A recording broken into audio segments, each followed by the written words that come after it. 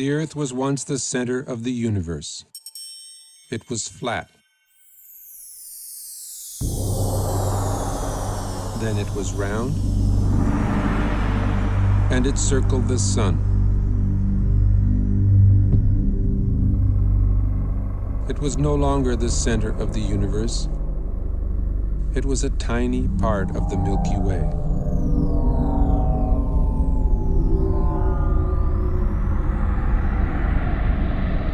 The Milky Way was the only galaxy, except it wasn't. It was only one of billions of galaxies floating in space without end.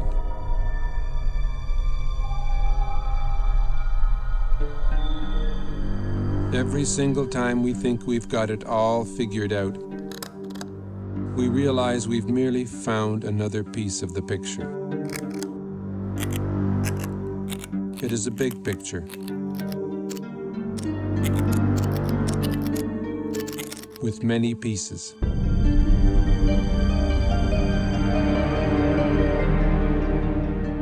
Sir Isaac Newton was the first to state the law of gravity.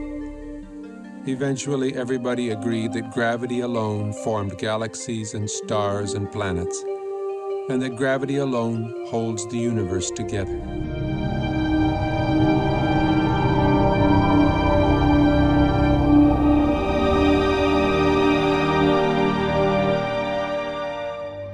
Then we discovered a force 1,000 billion times more powerful than gravity.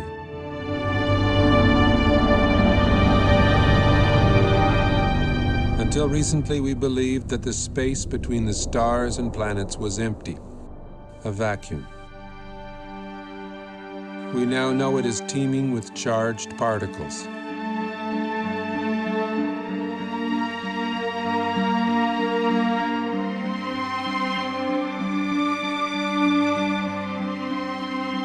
We see glowing electric filaments spanning millions of light years. We see stellar and galactic formations shaped by magnetic fields.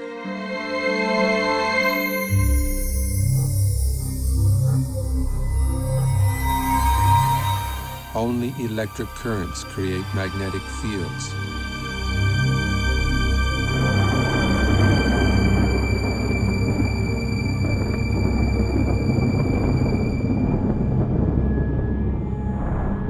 It is possible that the predominant force in the universe is not gravity, but something else.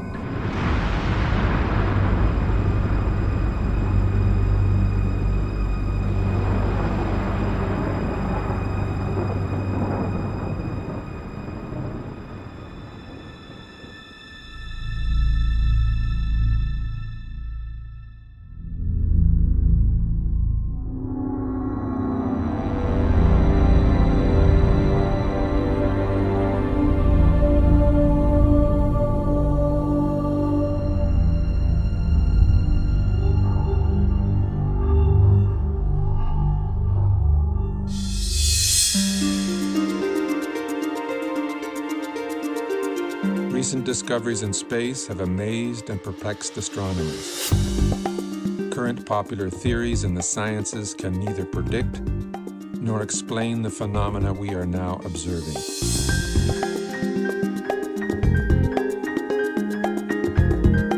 A new theory is being proposed. A theory which can both predict and explain the data coming back from deep space.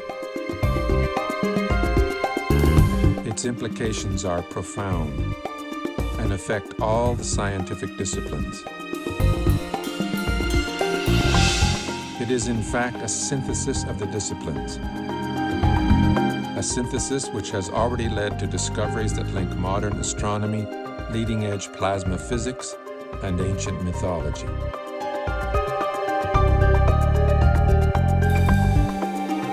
The electric model offers us a new interpretation of the workings of the universe, the history of our solar system, and even human history.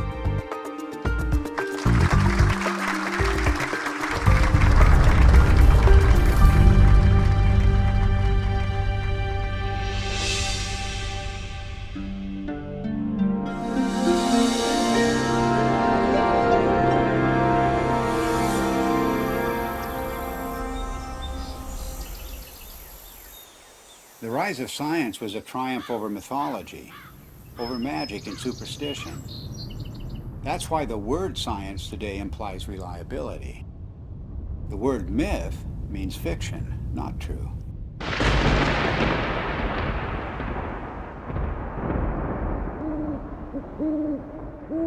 And it turns out that the key to understanding the myths is the same key that is now helping us to understand objects in deep space, to understand the workings of the physical universe. That key is electricity. It was 33 years ago that I first began to wonder about these preposterous stories told around the world, what we call world mythology. What was it that provoked this incredible outpouring of human imagination just a few thousand years ago, just before the birth of the first civilizations? I came to a radical conclusion that the myths arose from extraordinary natural events. Our early ancestors witnessed things in the sky that are not seen today. The events were awe-inspiring, both beautiful and terrifying.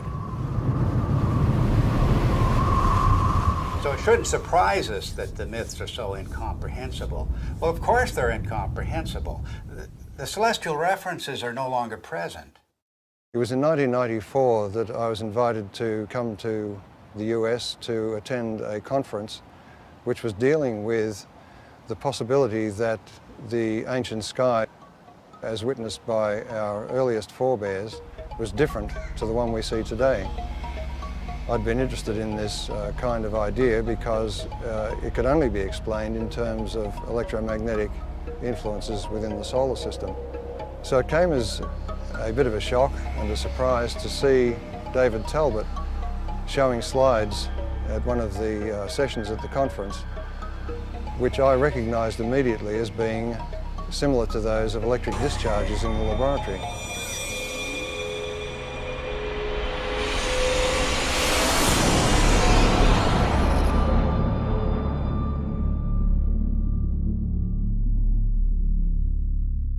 It was wonderful for me personally to come to my first Cronia meeting and hear Dave Talbot, and I still want to see some of those slides that he showed again and again and again that explained the white crown of Egypt and the rest of these things that he showed us, all from mythology, all from thousands of years ago.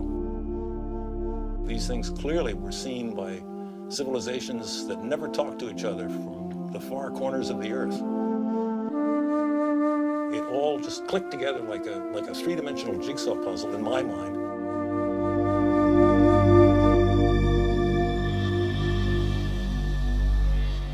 A breakthrough for me came when I realized that many different cultures spread around the world use different words, different symbols, different myths to describe precisely the same formations in the sky. The Ouroboros, or celestial serpent biting its tail, for example, occurs on every habitable continent, but it has no ties to the world we now observe. Like all of the archetypes, it is part of an alien sky. A cosmic column rising to the center of the sky, holding aloft the wheel of heaven. And much more than a wheel, because this was the revolving cosmic temple, the city of the gods, the kingdom of heaven, always resting on the cosmic column. Then there's the image of the four rivers or pathways radiating from the center of the sky out to the boundary, the rim of the wheel. The simplest forms lead you invariably to the full story of world mythology. The hero's journey unfolds as the story of the wheel's axle.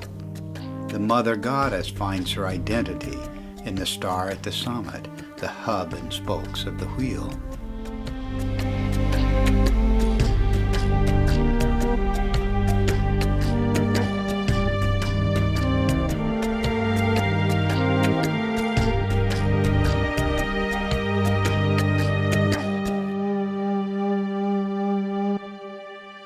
From childhood on, I've always had a deep interest in mythology, and I remember that as a child I was trying to draw up genealogies of the gods as provided in Greek mythology, and I soon found out that it didn't work, nor did anything else in mythology seem to work. There was no singular fitting explanation that would make sense of these stories. So I basically laid this whole subject to rest, and I didn't look at it for many years. Until I came across the work by Dave Talbot and Everett Cochran mainly, whose articles were real eye-openers for me. And as soon as I began to read these articles, it became clear to me that we were really looking here at a very important key to the unlocking of myth. And the recent findings provided by plasma physics are capable of providing that key. Based on the results we have seen so far in Dr. Perret's investigations with petroglyphs, which he matched successfully to laboratory experiments involving plasma, it has now become crystal clear and I think undeniable that the morphology of plasma as it manifests itself both in the laboratory and in space can account successfully for the major themes in mythology. To find the true meaning of the myths, we follow a forensic approach. The purpose is to expose the points of agreement between the different cultures, because here at the level of the archetypes, everything is unified. There are no isolated themes of myth at the level of the substructure. This is like a holograph. Follow one archetype and its links to other archetypes, and you will find one story told around the world.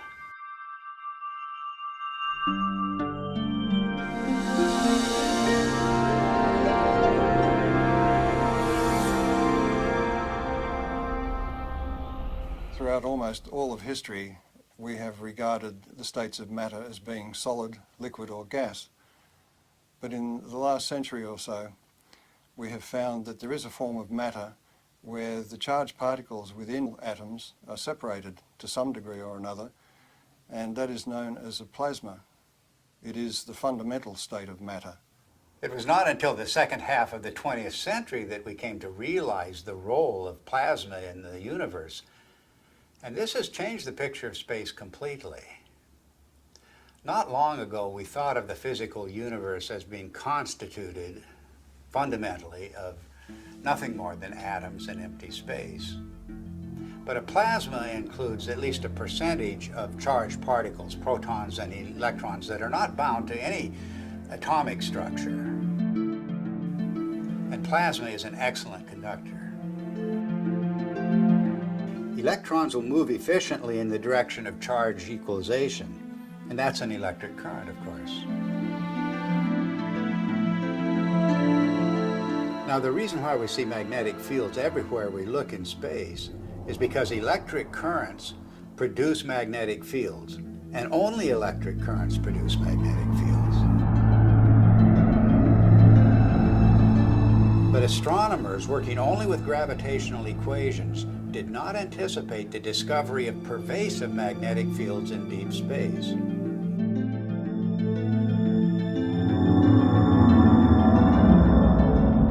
Electric currents also account for the abundant filamentation of space plasma. First, the electric currents produce the magnetic fields. Then these fields confine the electron flow to narrow paths. Such current paths, or filaments, are called Birkeland currents, named after the pioneer Christian Birkeland. They are typically braided just like the twisted wires of transmission lines on Earth. Well, that's their role in space, to conduct electricity across vast distances, creating the astonishing structures we observe in every direction. None of these structures were anticipated by gravitational theory, and none are indicated by the behavior of neutral gases in a vacuum. In any theory of the universe, plasma is extremely important because it has been found since the space age that it makes up 99.99% of the visible universe. So our inexperience with it on the Earth's surface is rather crippling when it comes to trying to decide on a cosmology to explain the visible universe.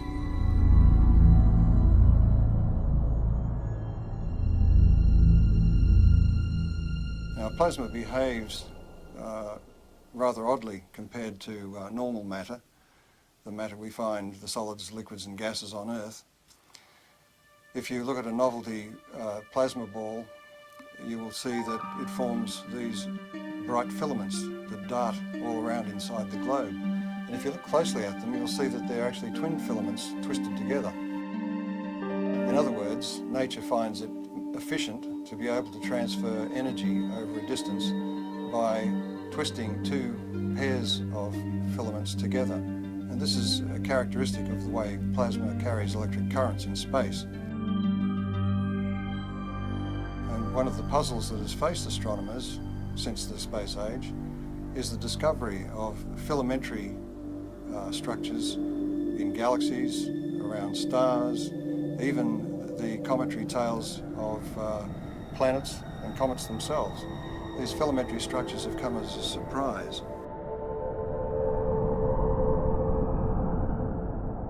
We now have plasma physicists who are doing important experiments in laboratories around the world, and one of the virtues of plasma experiments is that they can be scaled over an enormous number of magnitudes. In other words, a discharge phenomenon that may be seen in the laboratory that occupies only a few centimetres can be scaled up to the size of a galaxy, and you will see the same structures.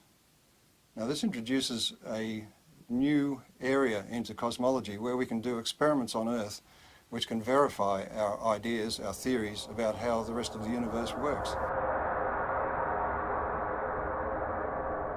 Some of the natural consequences of electrocosmology are the patterns that we see, both in the laboratory and in the sky.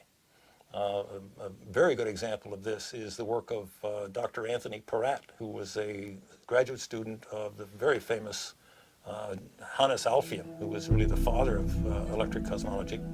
Peratt simulated on a supercomputer using just a cloud of electrical charges and a magnetic field, just using the laws of electrical science, not using anything to do with gravity.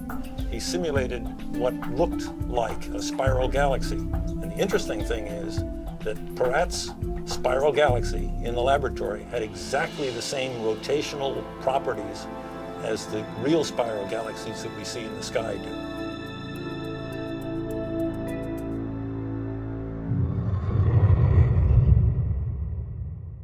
Plasma was named by Irving Langmuir because of its lifelike qualities. In other words, the similarity to blood plasma gave rise to the term plasma now used in the sciences. Well, this has incredible meaning for us because of the nature of the metamorphosing. The God who is now an eagle, now a serpent or dragon, now a leonine figure with long flowing hair.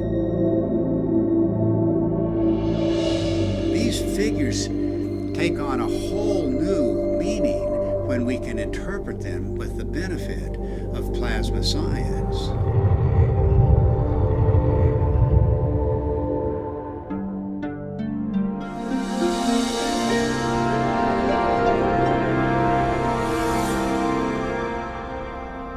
The new instrumentation that was developed in the space age expanded our ability to perceive things, perceive facts. We could now see things in the entire electromagnetic spectrum instead of just the narrow sliver of visible light. What you're seeing is the actual moment of deploy there when we take the switch to deploy, and it's so quiet. And we had sensors that were out in space. We were freed from the geocentric and anthropocentric order that had prevailed before.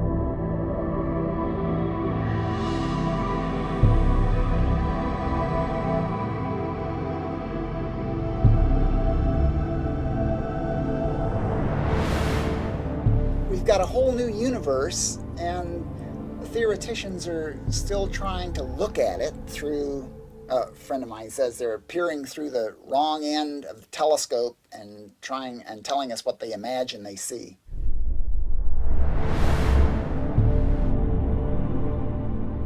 Modern cosmology gives us a rather disconnected view of the universe. In other words, we are separated star from star by vast distances. Light takes a long time to travel between stars and across galaxies, and therefore we look upon ourselves as isolated and disconnected. The electric universe takes a different view. It says that we are part of the sun's environment, electrical environment, and the sun is a part of the galactic environment. And the galaxy itself is strung, like all galaxies, on huge electric currents flowing through the universe.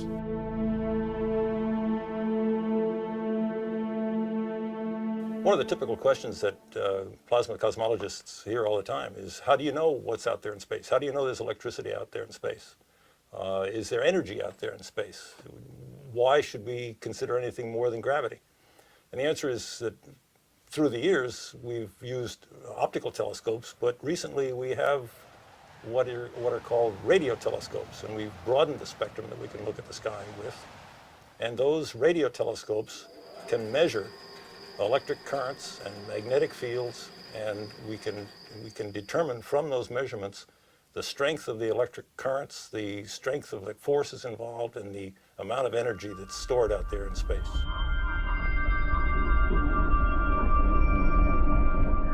The two major pillars of modern cosmology are based on the theories of relativity and quantum theory, and yet, as Einstein himself noted, the two are incompatible.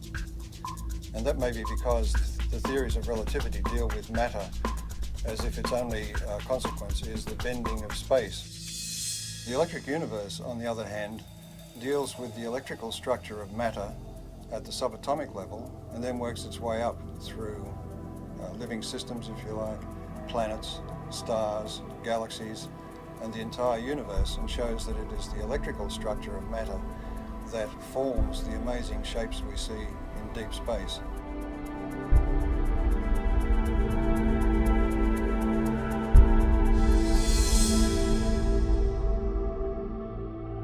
We can demonstrate the existence of these currents flowing between galaxies and between stars by the presence of the magnetic fields they generate. Magnetic fields are threaded through space at all dimensions, within the solar system, on the surface of the sun, between stars, and within galaxies, and even between galaxies. Now, a magnetic field can only be generated by electric currents. So in other words, to continue that magnetic field for any length of time requires that there be electrical power input into those magnetic fields. And that raises the whole question of where does this power come from?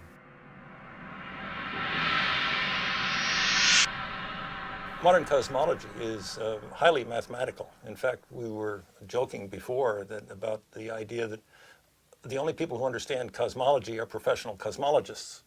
The basis of cosmology, really, if you hunt for it, lies in Einsteinian relativistic mechanics.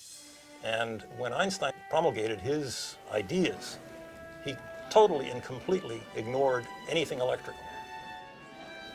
And so the modern cosmology, with all of its ideas of omega and expanding universe and inflation theory and the Big Bang and all the rest of it, are predicated on a foundation which ignores almost half of man's knowledge about the way the universe works, which is electricity. It may sound like I'm dismissing Einstein and his theories of relativity out of hand, but we have to give Einstein credit for his integrity in pointing out that his theory did not meet his requirements, and that is that his theory had to be tied back to some form of reality. And there is no explanation as to why matter should curve space to give the effect of gravity. He felt that quantum theory, being a probabilistic theory, divorced cause and effect. And this is one of the things you cannot do in physics, is divorce cause and effect. Otherwise, you might as well give up and get a real job.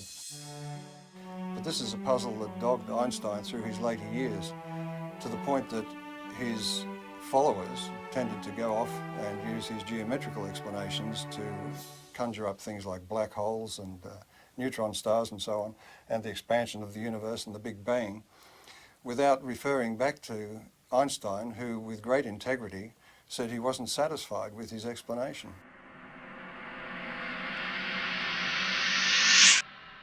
One of the problems faced by astronomers after the space age began was to explain the discovery of very concentrated outbursts of energy in deep space. And that meant, for for them, since gravity is the only driving force available to them, that they required an infinite concentration of mass, because gravity is an infinitely weak force.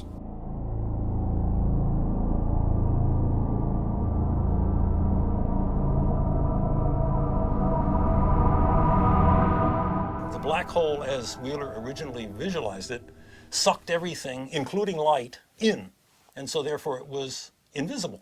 So he could postulate its existence, and we couldn't see it. And because we couldn't see it, we couldn't prove that it wasn't there. Later on, in order to explain these fantastic emissions of energy from galaxies, it was proposed, and I believe it was Stephen Hawking who did it, that there were various types of black holes, some of which actually then spat matter back out again in jets. Because, why? Because we had observed jets. In the electrical model, it's quite simple. If you think about it, the power that's expressed in your own home, in the heaters and the electric motors and the lighting and so on, is actually generated at a vast distance away from your house. In deep space, the same thing is true. The energy which we see concentrated in these events which are attributed to black holes and so on can more easily be explained as the confluence of electric energy from different parts of the same galaxy or even from other parts of the universe. And it is this explosive release of energy which forms the vast jets that we see lit up and exploding from the centers of active galaxies. We also have observed double radio sources either side of galaxies.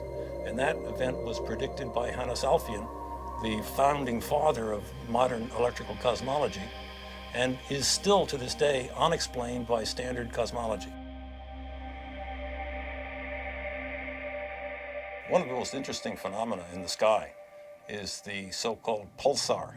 A pulsar is an object that is observed to put out pulses, both of light and radio activity, RF, in the RF spectrum. And those pulses are extremely rapid. They are something like milliseconds apart. So it's like a extremely fast strobe light. And thinking of a strobe light, astronomers immediately leapt to the lighthouse kind of analogy.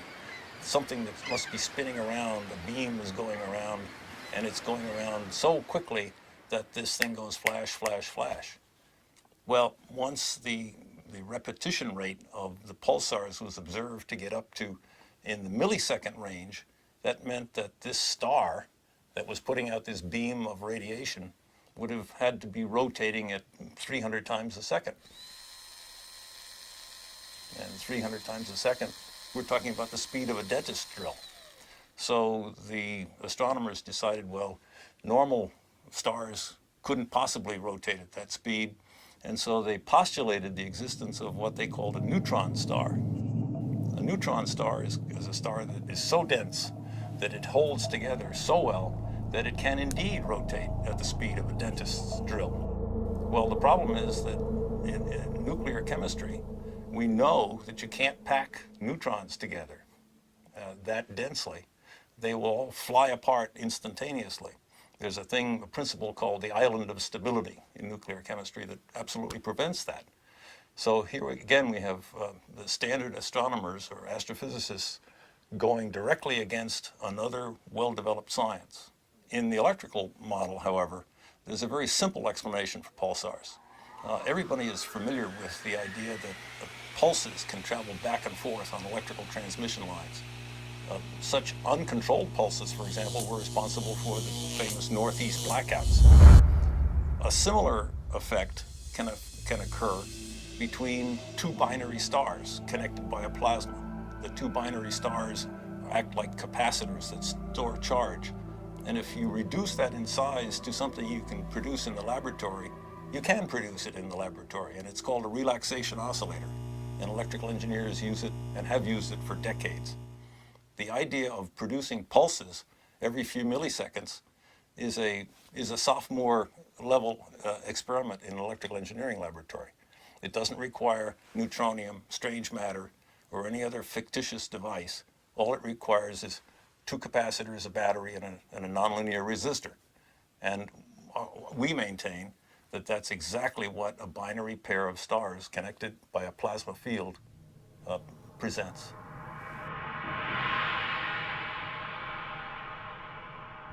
A typical ion in the solar wind, a hydrogen nucleus, moving about 20 kilometers per second, which is relatively slow for the ions in the solar wind, in the magnetic field of the sun, experiences potentially magnetic forces that are something like 10 million times the strength of the gravitational force on that same ion from the sun.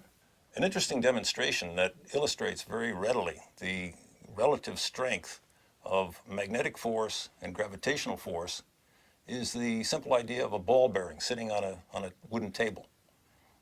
The entire mass of the Earth is pulling downward on that little ball bearing, and that's what prevents it from flying out into space.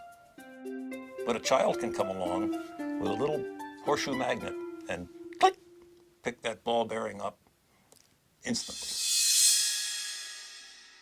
The space age presents us with an interesting paradox. The technology of science is really quite extraordinary, and technology has taken us out into space, taken us to the moon, taken probes to distant planets, opened up whole new vistas in remote space with new telescopes and new ways of measuring what's happening in space. But the picture of theoretical science is much different. And many decades ago, assumptions began to crystallize in the theoretical sciences, beginning at the top, the queen of the sciences, as we say, which is cosmology. These theoretical assumptions have constrained all of the other theoretical sciences. Cosmology deals with the big picture questions, the first questions. How did the universe begin? What is it made of? How will it end? And so many popular theoretical constructs, from the Big Bang to string theory to dark matter and black holes, the formation of stars, formation of galaxies, all have arisen from assumptions first postulated by cosmologists.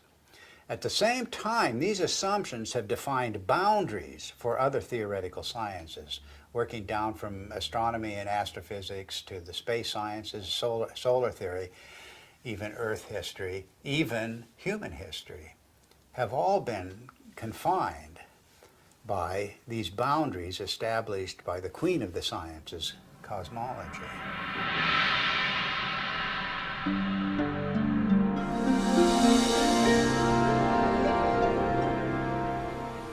The sun just dominates our sky as the source of light and warmth and life itself on Earth.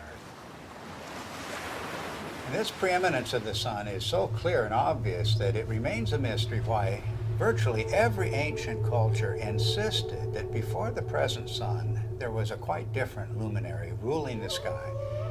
The central sun, the superior sun, the best sun, the motionless sun. And all of these cultures, whatever may be the meaning of these traditions, are insisting that the sky has changed. Of course, our ideas about the sun have continually changed. Only a few centuries ago, the sun was a campfire or ember in the sky. Then early in the 20th century, under the influence of gravitational theory, the sun was seen as a gravitationally collapsing nebular cloud.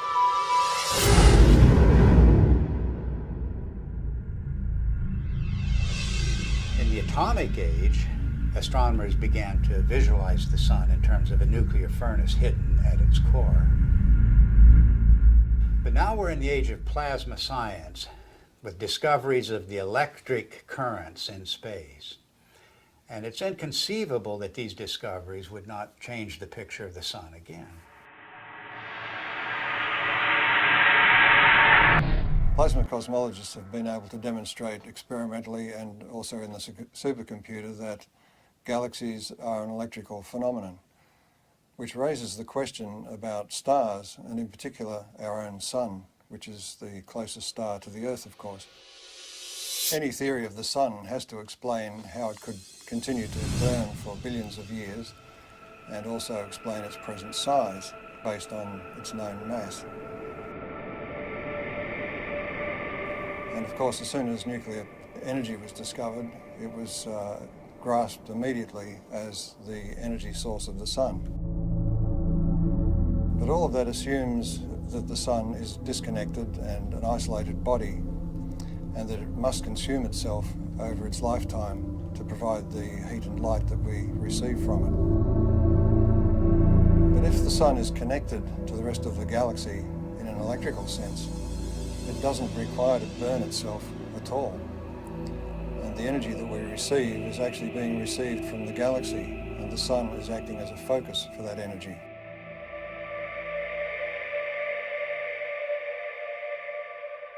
The sun is actually a fairly typical star. And so if we want to understand stars and cosmology, we really have to understand the sun. And the standard model of the sun, so-called, that astronomers are so very proud of these days, really doesn't explain very much about the sun. Why is there a corona in the first place? Everybody knows about the corona, the beautiful corona that we see during solar eclipses. Why is it there? It's clearly an electrical phenomenon.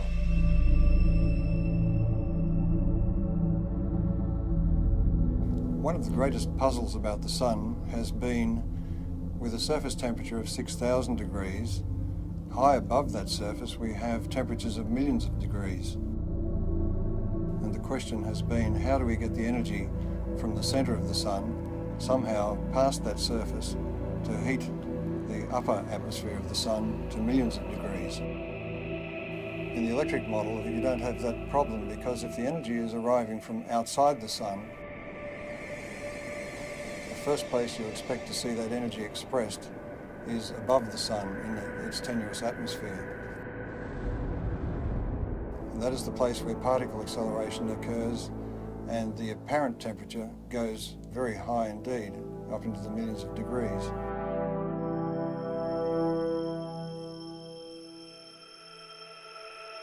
The fact that the particles in the solar wind accelerate, that is to say, increase their velocity with increasing distance away from the sun, the farther away they get, the faster they go.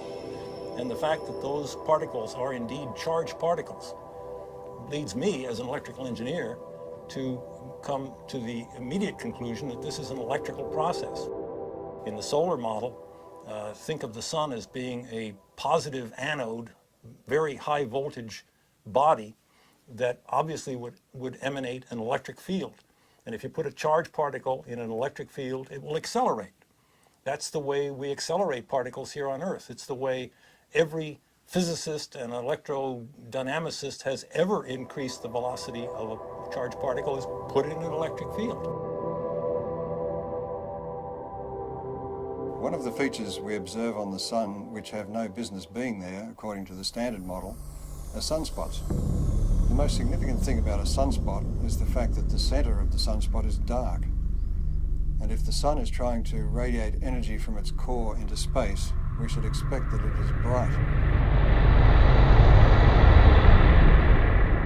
And if you think about that umbra, that darkest place in the center of sunspots, that's the place where we can see deepest into the sun. And just consider the fact that at that point where we can really see down into the sun, that's the absolute coldest place that we are able to measure. If the center of the sun is really a nuclear fusion furnace, it should be the hottest because we're closest to the source, and it's not the case. If you ask any astronomer, why are there sunspots? Why are the umbra dark? They will blame it on some sort of warped, twisted magnetic fields. They will say that it has to do with the solar dynamo, all of which lurk unseen like a big genie somewhere below the surface. These phenomena are only to be expected if the sun is electrical in nature. Astrophysicists make the claim that the solar fusion model has indeed been tested in the laboratory, and nothing really is further from the truth. Although each of the steps involved in the hydrogen to helium fusion reaction have indeed been verified experimentally, the overall experiment, the overall reaction, has never been produced in a continuous laboratory experiment. Continuous hydrogen to helium fusion has not been attained in the lab. The strength, in fact, of the electric cosmology is that indeed all of the mechanisms that the electrical people talk about have indeed been verified over decades, in fact, at least a century, in the laboratory. The plasma scaling is well known, and plasma and electrical experiments have verified every step of the way.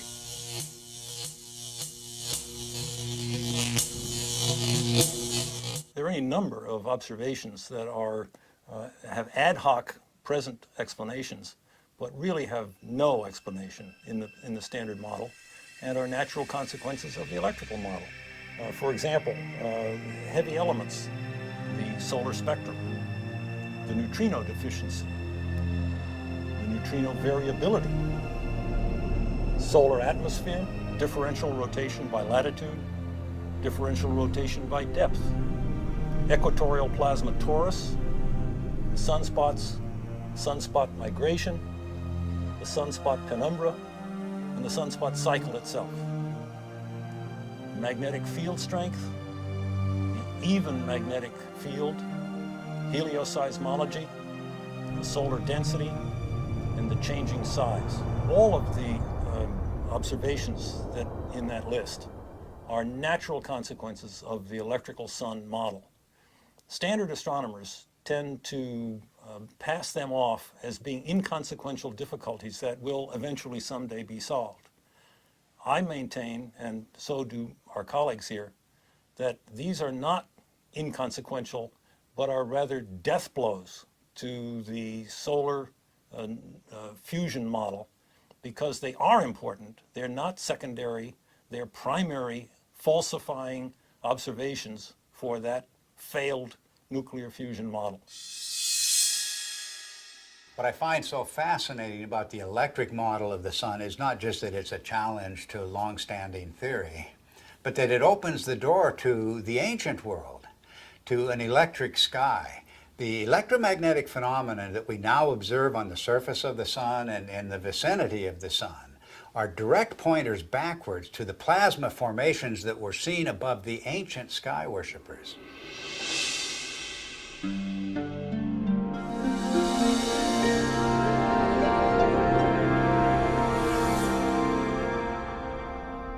Electrical currents in space can either be invisible or they can be visible. If they're very diffuse, in other words, there's very little energy per cubic meter, they will be invisible. But where that energy becomes concentrated, it will begin to glow. And we see this kind of thing in the ion tails of comets, for instance. Where the energy becomes very concentrated, we begin to see arcs and sparks, if you like. Electrical discharge phenomena.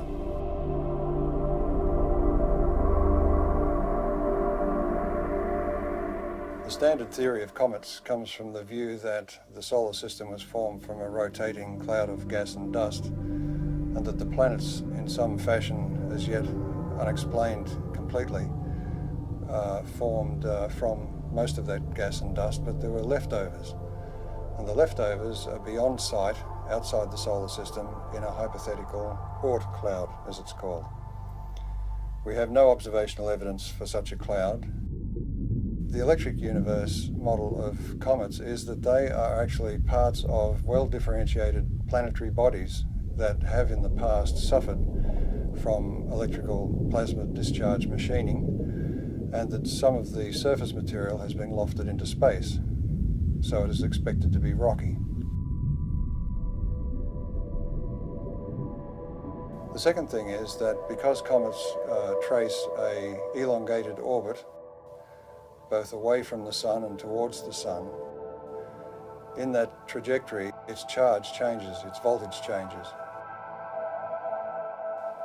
Since it spends most of its time in the outer solar system, the voltage that it has reflects the voltage in the outer solar system.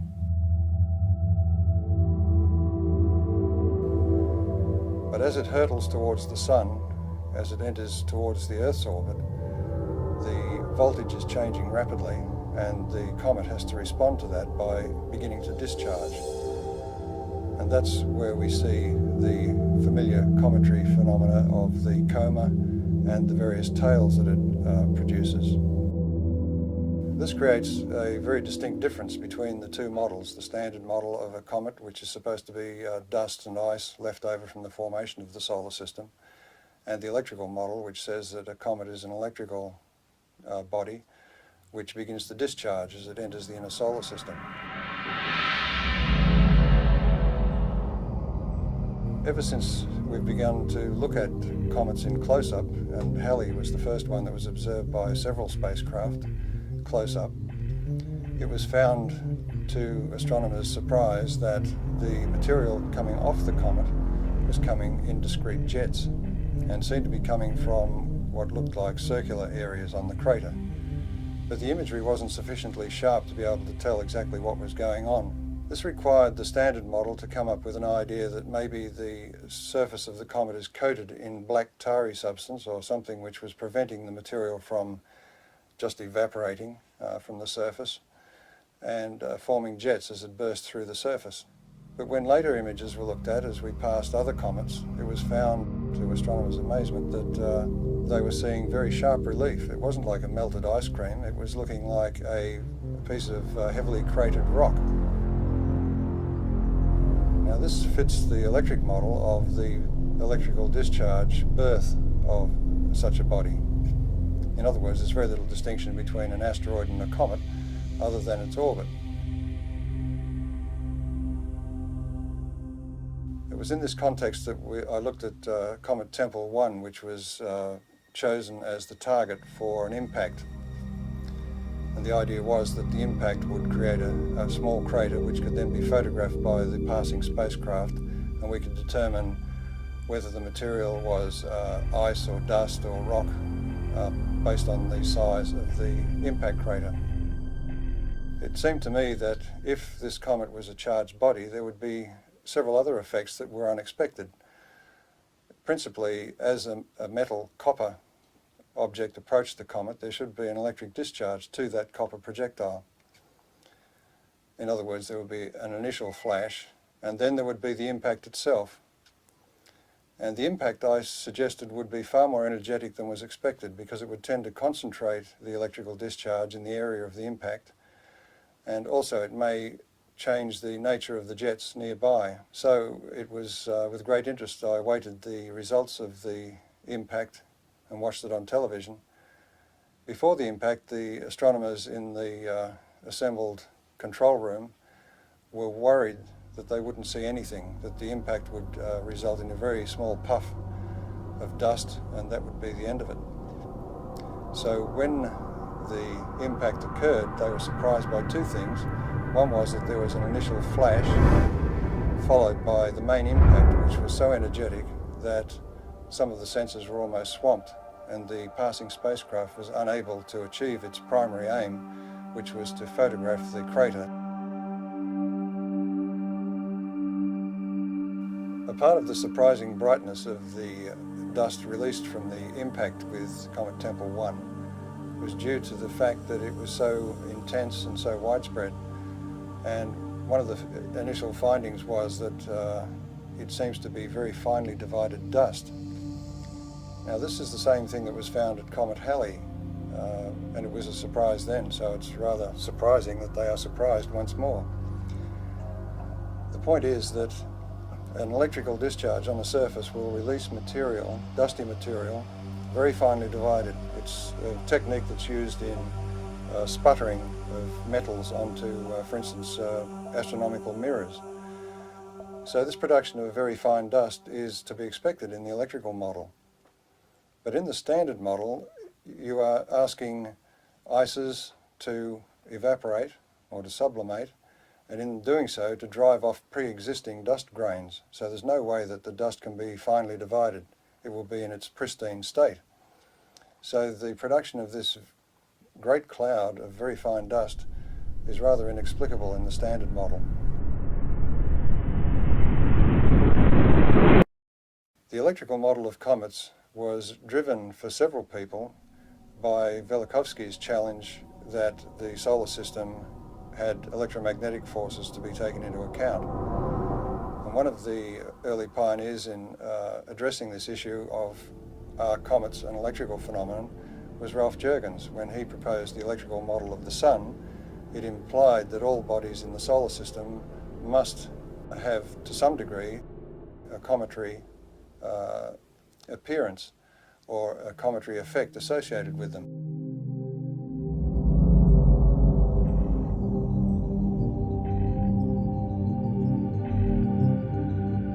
Ralph Jurgens, in his model of the sun, showed that bodies moving radially towards or away from the sun would experience electrical forces which could induce a cometary display, that is, a visible display.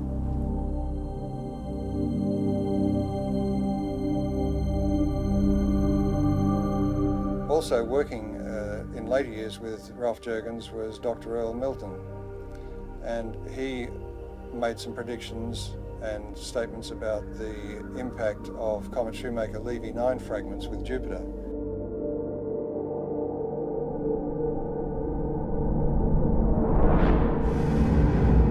And his view of the electrical nature of those impacts was also vindicated.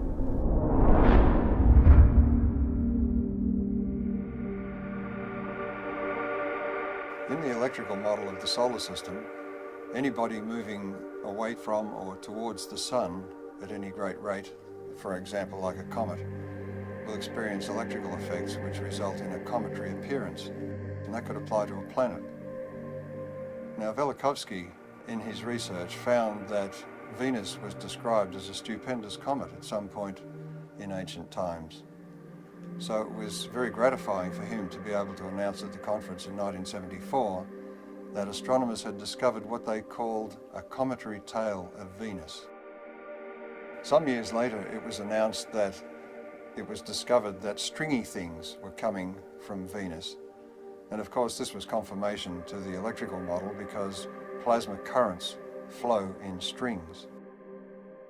This discovery of a cometary aspect of Venus raises the issue of the intense heat we find on Venus. That intense heat is not well explained at all by any idea that the planet is somehow a twin of the Earth's. It raises the distinct possibility that Venus has had a far more dynamic history than we've been taught.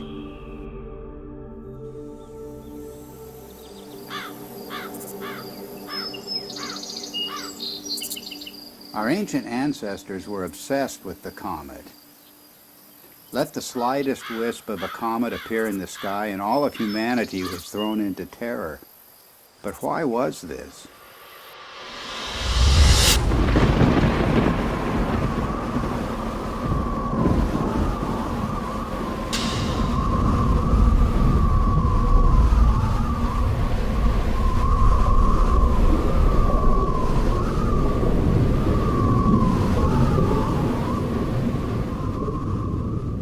It was cosmic catastrophe that inspired the ancient words and phrases for the comet.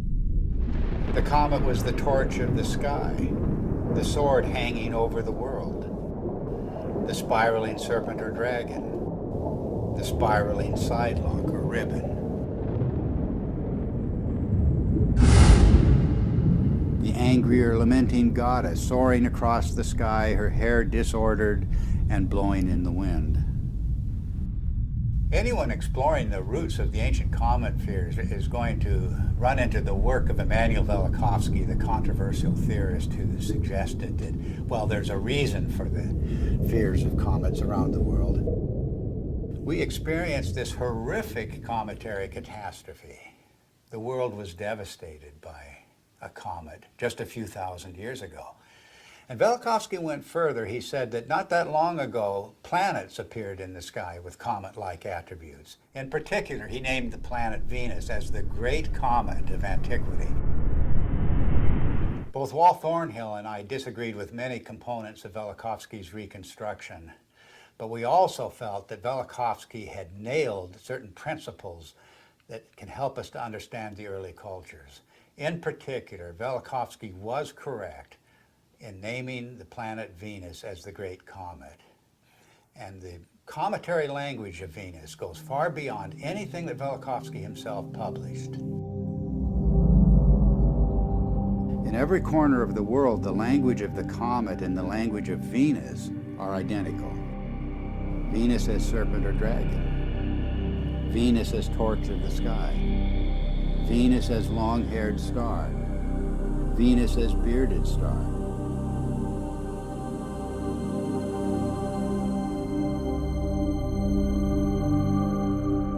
The Sumerian goddess Inanna was identified as Venus. She was the Lady of Life. But in her terrible aspect, she became a dragon-like flame in the sky.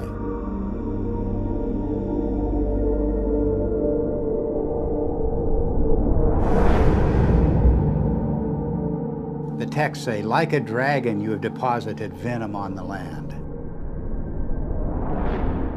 raining the fanned fire down upon the nation. Inanna became a roaring storm. She devastated the land. Mankind comes before you in fear and trembling at your tempestuous radiance, the texts say. Inanna's Babylonian counterpart Ishtar was also identified as Venus. She was the shining torch of heaven and earth. Furious and irresistible onslaught. I rain down like flames, the goddess announces. The Egyptian goddess Sekhmet has the same attributes. She takes the form of the fiery Uraeus serpent.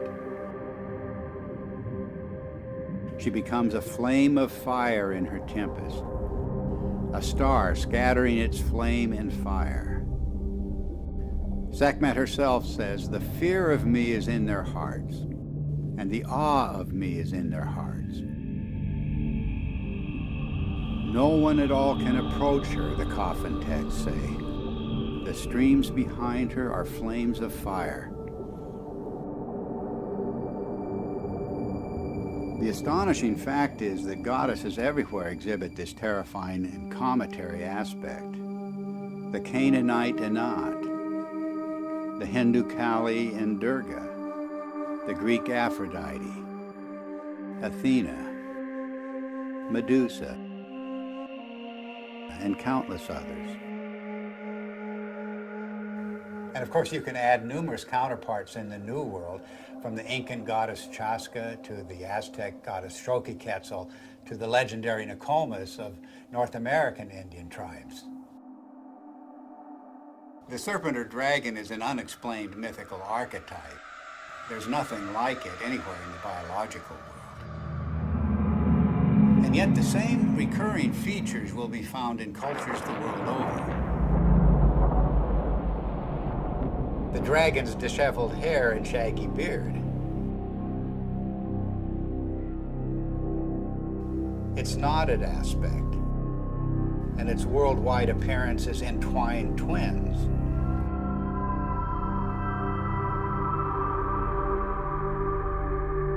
Its fiery or lightning-like emanations, and its effusive feathers.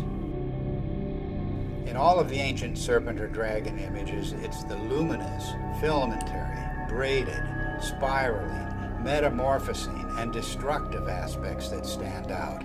The very traits of high-energy plasma discharge.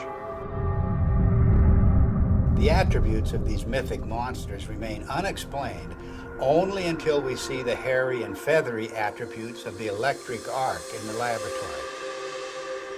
We see precisely the same thing in enhanced images of the comet's tail. And we see the same thing in the comet-like discharges of distant nebulas. Gases in a vacuum don't behave this way, but electrified plasma does.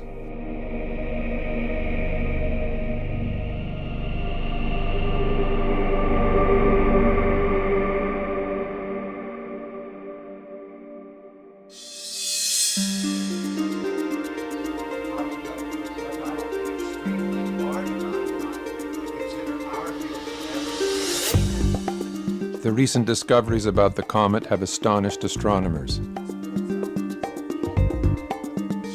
Extreme ultraviolet light, X-rays, supersonic jets, sharply etched surface relief, and cometary nuclei fragmenting explosively. No one expected such high-energy events.